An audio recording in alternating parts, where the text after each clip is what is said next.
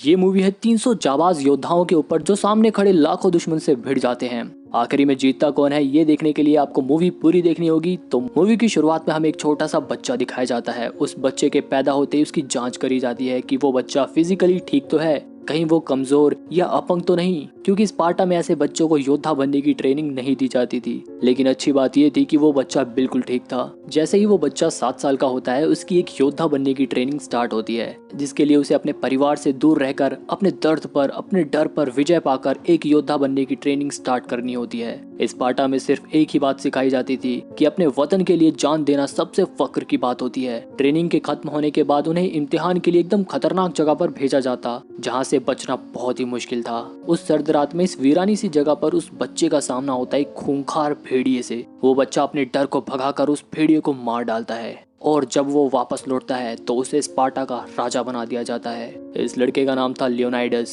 धीरे धीरे समय गुजरता है और 30 साल बाद हम देखते हैं कि लियोनाइडस के पास एक फारसी दूत आता है जो अपने राजा जर्जीज का संदेश लेकर आता है। वो कहता है कि हमारे राजा के पास बहुत ही बड़ी सेना है जिसमें लाखों सिपाही हैं। हमारे राजा चाहते हैं कि तुम अपनी धरती और अपना पानी उनके नाम करके उनकी अधीनता स्वीकार कर लो। बदले में वो तुम्हारे राज्य को सही सलामत छोड़ देंगे। लेकिन स्पार्टन युद्ध से कभी नहीं डरते थे, चाहे सामने कितना भी खतरनाक दुश्मन क्यों ना हो। वो दूत लियोनाइडस और उसकी बीवी का भी अपमान करता है और लियोनाइडस को डराने के लिए बहुत सारे सर कटे हुए दिखाकर उनसे कहता है कि ये उन राजाओं के सर हैं जिन्होंने हमारे महाराज जर्जीज की अधीनता स्वीकार नहीं करी। इसके बाद लियोनाइडस को बहुत गुस्सा आता है और वो दूत और उसके सभी आदमी को मार डालता है। अब लियोनाइडस जानता था कि जर्जीज की सेना स्पार्टा पर आक्रमण जरूर करेगी, इसलिए लियोनाइडस भी उनसे युद्ध करने के लिए तैयार था। लेकिन भले ही लियोनाइडस स्पार्टा का राजा था, लेकिन वो खुद से युद्ध करने का फैसला नहीं कर सकता था। अगर लियोनाइडस को युद्ध करना है तो स्पार्टा के रीति रिवाज के अनुसार उसे ओरेकल्स के पास जाकर युद्ध की परमिशन लेनी होगी। ओरेकल्स वो लड़कियां थी जो भगवान का संदेश इंसानों तक पहुंचाती थी। लियोनाइडस परमिशन लेने के लिए उनके पास जाता है और उन्हें अपनी सारी रणनीति बताता है कि वो जर्जीज का सामना करने के लिए तैयार है। लेकिन वो बूढ़े पाखंडी लोग कहते हैं कि ओरेकल्स के अनुसार स्पार्टा इस समय युद्ध नहीं कर सकता।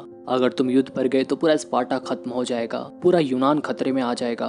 लियोनाइडस कहता है कि अगर हम युद्ध पर नहीं गए तब भी स्पार्टा में कोई नहीं बचेगा, हमारे बच्चों और औरतों को गुलाम बना दिया जाएगा। इसके बाद लियोनाइडस वहां से गुस्से में चला जाता है। जब भी हम देखते हैं कि यहाँ पर जर्जीज के आदमी आते हैं और इन बूढ़े लोगों को झूठ बोलने के लिए बहुत सारे सोने चांदी देते हैं। इसका मतलब साफ था कि ये लोग भी जर्जीज से मिल चुके थे। यहाँ लियोनाइडस बहुत परेशान था क्योंकि अब वो जंग में नहीं जा सकता था। रानी उसकी परेशानी का कारण पूछती है तो वो बताता है कि मैं अपनी आंखों के सामने स्पार्टा को तबाह होते हुए नहीं देख सकता। इसके बाद रानी लियोनाइडस से कहती है कि आप दुनिया की बातें छोड़िए और आपको अपने राज्य को बचाने के लिए जो सही लगता है वो करिए। अगले दिन लियोनाइडस अपने राज्य के 300 सबसे बेहतरीन, सबसे जाबाज सैनिकों को बुलाता है। इनसे बढ़िया योद्धा पूरे स्पार्टा में कोई नहीं था। ये लोग जानते थे कि सामने दुश्मन बहुत ताकतवर है, कई लाखों की सेना उसके पास है। इनको पता था कि इनकी मौत तो तय है, लेकिन फिर भी ये 300 सैनिक मरने और मारने के लिए बिल्कुल तैयार थे। ये लोग युद्ध पर जाते इससे पहले स्पार्टा के कुछ मंत्री यहाँ पर आते हैं और लियोनाइडस से बोलते हैं कि ओरेकल्स ने आपको युद्ध पर जाने से मना किया है। लियोनाइडस कहता है कि मैं कौन सा युद्ध पर जा रहा हूँ, मैं तो घूमने जा रहा हूँ और ये 300 सिपाही मेरे अंगरक्षक हैं। इन्हीं मंत्रियों में से एक मंत्री का नाम था थेरोन, जो जर्जीज से मिला हुआ था। ये चाहता था कि पूरा स्पार्टा हार जाए और लियोनाइडस के मरने के बाद वो स्पार्टा का नया राजा बन जाए। इसके बाद लियोनाइडस अपनी फैमिली को अलविदा कहता है और उन 300 सिपाहियों के साथ काली घाटी यानी कि नर्क के द्वार की ओर जर्जीज की सेना से लड़ने के लिए निकल जाता है। इस दौरान पूरे सफर में इनका एक कुबड़ा आदमी पीछा कर रहा होता है। थोड़ी दूर आगे बढ़ने के बाद इन सिपाहियों के रास्ते में एक गांव पड़ता है। इस पूरे गांव को जर्जीज की सेना ने तबाह कर दिया था। उसने यहाँ के लोगों को मारकर एक पेड़ पर टांग दिया था। अब इन 300 सिपाहियों का खून एकदम खोल जाता है और आखिरकार ये लोग चलते चलते समुद्र किनारे उस काली घाटी के पास पहुंच जाते हैं। समुद्र में फारसियों के बहुत सारे जहाज इन्हीं की तरफ आ रहे थे। जब भी बारिश शुरू होती है और समुद्र में एक बहुत ही तगड़ा तूफान आता है, जिसकी वजह से इन फारसियों की नाव डूब जाती है। इधर ये 300 सिपाही खुशी मनाने लगते हैं क्योंकि इन्हें लगता है कि दुश्मन तो इनसे बिना लड़े ही खत्म हो गए। लेकिन ये तो सिर्फ एक ट्रेलर था। पहाड़ी की चोटी से देखने पर इन्हें पारसियों के हजारों जहाज दिखाई देते हैं। जहां तक इनकी नजर जाती वहां तक पारसियों की बहुत बड़ी सेना थी। सिर्फ 300 सिपाही इतने सारे पारसियों को रोक ले ये तो नामुमकिन था। लेकिन इनके प्लान के अकॉर्डिंग काली घाटी और समुद्र के बीच में दीवार खड़ी कर देने से जर्जीज की सेना को काली घाटी से गुजरना पड़ेगा। क्योंकि काली घाटी बहुत ही पतली है, इसलिए जर्जीज की सेना को छोटे छोटे टुकड़ियों में आगे बढ़ना पड़ेगा। इसका फायदा उठाने से ये होगा कि लियोनाइडस के सिपाहियों को जर्जीज की लाखों की सेना से एक साथ नहीं लड़ना पड़ेगा। लियोनाइडस अपने सेनापति से पूछता है कि काली घाटी के अलावा और कोई ऐसा रास्ता तो नहीं जहां से जर्जीस की सेना उन पर पीछे से हमला कर सके। तभी वहां पर एफियाल्टिस नाम का एक कुबड़ा आदमी आता है। ये वही कुबड़ा आदमी है जो इनका काफी देर से पीछा कर रहा था। वो बोलता है कि महाराज, पश्चिम के चट्टान से एक रास्ता है जहां से पारसी हमें चारों तरफ से घेर सकते हैं। एफियाल्टिस बोलता है कि मैं आपकी सेना में शामिल होना चाहता हूँ। मेरे पिता एक स्पार्टन योद्धा थे, लेकिन मैं कुबड़ा पैदा हुआ, इसलिए हमें स्पार्टन छोड़कर जाना पड़ा। मैं युद्ध में आपके साथ लड़कर अपने पिता का नाम रोशन करना चाहता हूँ। मुझे मेरे पिता ने युद्ध भी सिखाया है। लियोनाइडस उसके साहस की प्रशंसा करता है। लियोनाइडस कहता है कि कुबड़े होने की वजह से तुम अपनी ढाल ऊपर नहीं उठा सकते, और युद्ध में हमारा हर सिपाही अपने बाएं तरफ के योद्धा को अपनी ढाल से बचाता है, और एक भी कमजोर कड़ी हम सबको खत्म कर सकती है। इसलिए मेरे दोस्त, मुझे माफ कर दो, तुम नहीं लड़ सकते। अगर तुम हमारी मदद ही करना चाहते हो तो तुम युद्ध में जख्मी होने वाले सैनिकों की मदद करना। इस बात से एफियाल्टिस का दिल टूट जाता है और वो गुस्से में यहाँ से चला जाता है। वहीं फारसियों की पहली टुकड़ी लियोनाइडस की सेना की तरफ बढ़ती है और ये 300 सिपाही जर्जीस की हजारों सैनिकों की इस टुकड़ी को बहुत बुरी तरह मारते हैं, और कुछ सिपाहियों को तो ये डरा डरा कर पहाड़ी से नीचे समुद्र में गिरा देते हैं। और इस तरह से इनकी पहली भिड़ंत में लियोनाइडस की जीत होती है।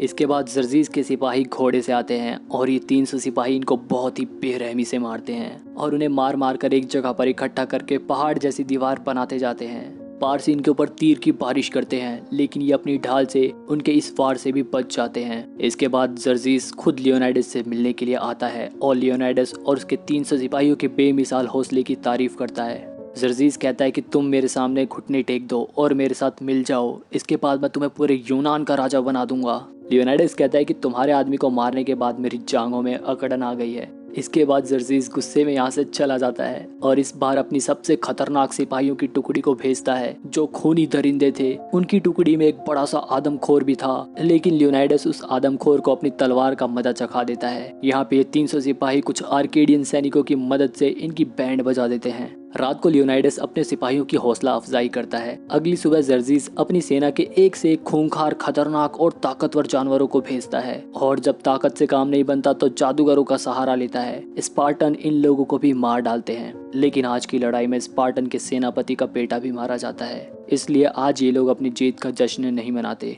वहीं जर्जीस भी बहुत ही ज्यादा गुस्से में था और वो अपने हार के आने वाले लोगों को खुद ही मरवा देता। एफियाल्टिस को स्पार्टन ने अपनी सेना में शामिल नहीं किया था, इसलिए वो गुस्से में जर्जीस से मिल जाता है। जर्जीस उसे बहुत सारे सोने चांदी देता है और उसे हर वो चीज देता है जो उसे चाहिए थी, और इसके बदले में एफियाल्टिस उसे वो रास्ता बता देता है जहाँ से वो स्पार्टन को घेर सकते थे। वहीं स्पार्टा में लियोनाइडस की बीबी वहाँ के सभी मंत्रियों को मनाने की कोशिश करती है ताकि स्पार्टन की सारी सेना लियोनाइडस की मदद करने के लिए भेजी जा सके। जैसा कि मैंने आपको बताया था कि थेरोन नाम का ये मंत्री जर्जीस से मिला हुआ था, इसलिए वो सभी मंत्रियों को लियोनाइडस के खिलाफ भड़काता है और रानी के बारे में भी गलत बोलता है। इसलिए गुस्से में आकर रानी उसे चाकू से मार देती है। थेरोन के नीचे गिरते ही उसके कपड़ों से बहुत सारे सोने के सिक्के गिरते हैं जिन पर जर्जीस की फोटो छपी हुई थी। सभी मंत्री समझ जाते हैं कि ये जर्जीस से मिला हुआ था, इसलिए ये लोग अपनी पूरी सेना को लियोनाइडस की मदद के लिए भेजने के लिए तैयार हो जाते हैं। वहीं एफियाल्टिस जर्जीस की सेना को वो रास्ता दिखा देता है जहाँ से वो स्पार्टन को चारों तरफ से घेरना शुरू कर देते हैं। यहाँ पर एक आर्केडियन इन लोगों को ऐसा करते हुए देख लेता है और वो भागकर लियोनाइडस के पास जाकर कहता है कि हमें यहाँ से भागना होगा। जर्जीस की सेना कल सुबह तक हमें चारों तरफ से घेर लेगी और हम सब मारे जाएंगे। लियोनाइडस कहता है कि स्पार्टन्स कभी पीठ दिखाकर नहीं भागते, हम मारने या मरने से बिल्कुल भी नहीं डरते। आर्केडियन यहाँ पर अपनी सेना के साथ इन 300 सिपाहियों को अकेला छोड़कर भाग जाता है। लियोनाइडस अपने एक आदमी को बुलाता है जिसका नाम डिलियोस होता है और उसे बोलता है कि तुम वापस स्पार्टा जाओ, वहाँ सबको हमारे योद्धाओं के बहादुरी की कहानियां सुनाना, उन्हें बताना कि हम स्पार्टन्स अपनी आखिरी सांस तक लड़े। लियोनाइडस उसे एक लॉकेट देता है और कहता है कि इसे रानी को दे देना। इसके बाद डिलियोस स्पार्टन की तरफ निकल जाता है। इधर अगली सुबह जर्जीस की सेना स्पार्टन्स को चारों तरफ से घेर लेती है। जर्जीस का दूत एक बार फिर से लियोनाइडस से कहता है कि अगर तुम अपने हथियार डालकर जर्जीस के सामने घुटने टेक दो तो हम तुम्हें माफ कर देंगे। एफियाल्टिस भी लियोनाइडस से कहता है कि तुम इनकी बात मान लो, तुम्हारे एक फैसले से हमारे स्पार्टन भाइयों की जान बच सकती है। इसके बाद लियोनाइडस अपने बचपन की वो सर्द रात याद करता है जब उसने उस खतरनाक भेड़िए को मारा था। लियोनाइडस अपना कवच, अपना भाला, सब कुछ नीचे फेंक देता है और एफियाल्टिस से कहता है कि मेरे भाई, तुम्हारी उम्र बहुत लंबी हो। इसके बाद लियोनाइडस अपने घुटनों पर बैठ जाता है और अपनी पत्नी को याद करता है। जब भी लियोनाइडस अपने सेनापति को आवाज मारता है और वो पीछे से उछलता हुआ आता है और जर्जीस के दूत को मार डालता है। जर्जीस की सेना इन सिपाहियों पर हमला करने लगती है। लियोनाइडस अपना भाला पूरी ताकत से जर्जीस की तरफ फेंकता है लेकिन वो भाला उसके गाल को छूकर निकल जाता है। जर्जीस बाल बाल बच जाता है। ऊपर से हजारों तीर इनके ऊपर मारे जाते हैं और इस तरह से ये 300 सिपाही स्पार्टा और यूनान के लिए बहादुरी से लड़ते हुए शहीद हो जाते हैं। वहीं डिलियोस महारानी के पास पहुंचता है और उन्हें लियोनाइडस का लॉकेट देता है। रानी समझ जाती है कि लियोनाइडस अब इस दुनिया में नहीं रहे और वो इस लॉकेट को अपने बेटे को पहना देती है। इसके बाद डिलियोस वहाँ के लोगों को बताता है कि हमारे राजा को कोई श्रद्धांजलि या कोई तारीफ नहीं चाहिए थी, वो बस इतना चाहते थे कि उन्हें याद किया जाए और पूरा यूनान एक होकर उन फारसियों के खिलाफ लड़े। अब हम देखते हैं कि डिलियोस 10,000 स्पार्टन की सेना को अपने राजा और उन 300 सिपाहियों की कहानी सुनाता है। इनके सामने फारसियों की वही विशाल सेना है। डिलियोस कहता है कि वो हमसे डरते हैं कि हमारे 300 सिपाहियों ने उनका ये हाल किया तो हम 10,000 स्पार्टन उनका क्या हाल करेंगे। यहीं पर 300 का ये पहला पार्ट एंड होता है। दूसरा पार्ट देखने के लिए आप चैनल को सब्सक्राइब कर लो। कमेंट में बताओ आपको सबसे अच्छा सीन कौन सा लगा।